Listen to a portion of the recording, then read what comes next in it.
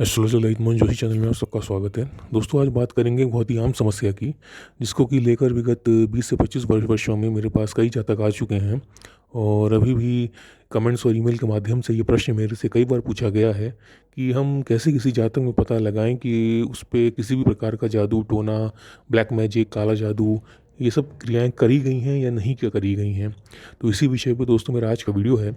और इसमें सबसे जो प्रथम लक्षण मैं अपने दर्शकों को बताना चाहूँगा, वो ये होता है कि जो भी जातक होता है उसके खरीदे गए नए कपड़े, नए से मेरा मतलब एक दिन पहले ख़रीदा हुआ नहीं है, नए से मेरा मतलब है 2 या 3 हफ्ते पुराने भी या एक दिन पहला ख़रीदा हुआ भी, उन कपड़ों में या तो छेद हो जाता है या वो फट जाते हैं। जबकि उन कपड़ों को या तो नहीं पहना गया होता है या बहुत कम पहना गया होता है। ये बहुत ही आम लक्षण है और ये मतलब मैंने जितने भी अपने 20 से 25 वर्षों के अनुभव में जितने भी जातक देखे, ये वाला लक्षण मेरे को लगभग 90% लोगों में ये लक्षण मेरे को मिला है, जिनको भी जादू टोना या जंतर मंत्र इस तरह की क्रियाएं जिन पे की गई थी। इसके अलावा दोस्तों, जो दूसरा जो प्रमुख लक्षण जो कि पाया जाता है,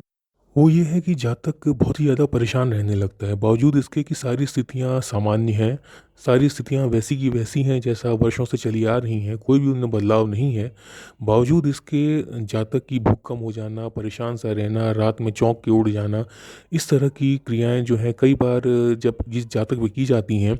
उस पे इस तरह का जो रिएक्शन है अनु जातक का, वो मैंने कई बार देखा है।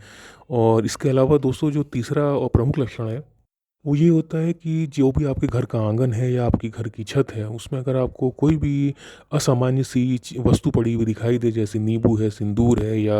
नाखून है, जो कि सामान्य हाथ के नाखूनों से साइज़ में कई गुना बड़े हैं, तो दोस्तों इसमें भी इस तरह के जो अनुभव हैं वो इसी बात की ओर इशारा करते हैं कि उस जातक पे या उस घर पे किसी प्रकार की कोई क्रिया की गई है। ये क्रियाएँ कई नाम से जानी जाती हैं, कोई इनको मुठीकरण कहता है, कोई वशीकरण कहता है, कोई मारण, उच्चाटन, सम्मोहन, इस तरह की क्रियाएँ होती हैं दोस्तों। और लेकिन इन सब क्रियाओं के लक्षण बताने के बाद दोस्तों, जो मैं सबसे प्रमुख चीज़ आपको बताना चाहूँगा,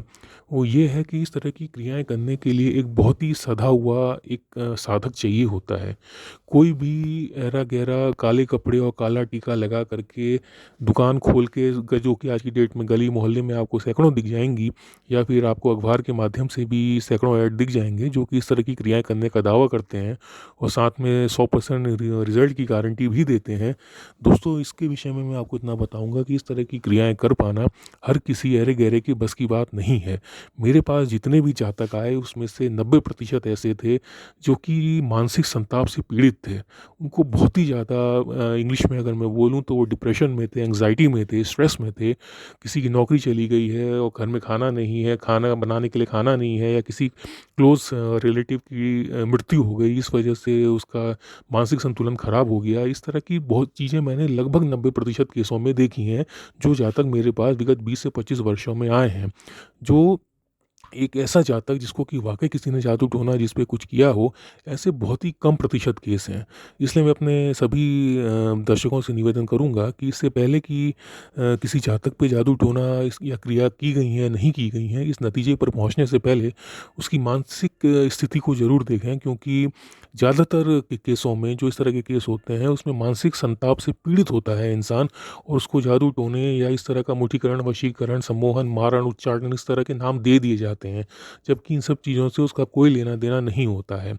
इसके अलावा दोस्तों, कुंडली में और भी कई परिस्थितियाँ होती हैं जो कि ये बात बताती हैं कि आदमी, कोई भी जातक हो, वो इस तरह के जो जादू टोने होते हैं उनसे प्रभावित हो सकता है या नहीं हो सकता है। और उसी विषय पे बात करने के लिए दोस्तों मैं अपना अगला वीडियो बनाऊँगा, क्योंकि अगर वीडियो बहुत ज़्यादा बड़ा हो जाता है तो कई दर्शकों की अपील होती है कि हम उतने धैर्य के साथ नहीं देख पाते हैं और पूरी बात नहीं समझ पाते हैं। इसलिए दोस्तों, मैं इसी टॉपिक पे एक दूसरा वीडियो बनाऊँगा जिसमें कुछ और लक्षणों की बात करूँगा, ख़ासकर ज्योतिषीय लक्षण की, और उसके बाद में हम इसके उपचार के बारे में बात करेंगे। लेकिन ये सारी चीज़ें एक ही वीडियो में, जो कि इतना छोटा मैं बना रहा हूँ, उसमें कर पानी संभव नहीं है। इसीलिए दोस्तों, मेरे जो प्यार आपने अभी तक दिया है मेरे बाकी के वीडियोज़ पे, इस वीडियो पे भी वैसा ही प्यार करिएगा। और मैं अपने अगले वीडियो के साथ फिर से हाज़िर होता हूँ, जिसमें मैं बाकी के लक्षण और उपचार के बारे में बात करूँगा। तब तक मैं अपनी बातों को विराम देता हूँ। नमस्कार।